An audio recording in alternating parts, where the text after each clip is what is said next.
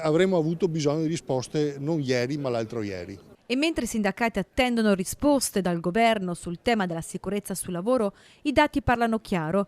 Il Veneto è la seconda regione d'Italia per infortuni, di cui 101 mortali, e se stringiamo il campo, la Marca nel 2023 compie un tragico balzo in avanti nella classifica delle province per numeri di incidenti mortali sul lavoro, 16 decessi, passando dal 96° posto al 49° in Italia.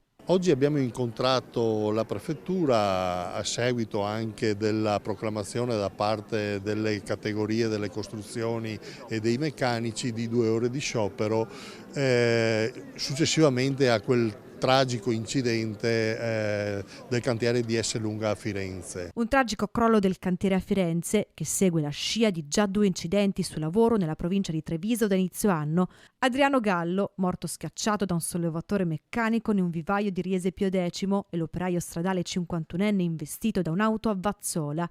Episodi riportati dai sindacati sul tavolo di confronto in prefettura per sottolineare l'urgenza di nuovi interventi. Abbiamo proposto l'introduzione della patente a punti come l'introduzione del reato di omicidio sul luogo di lavoro. L'altro aspetto è quello di mettere mano al codice degli appalti. Intervenire sulla catena degli appalti per superare il cosiddetto lavoro grigio e nero, ma non solo, proposte normative anche in merito alla coerenza dei contratti collettivi applicati.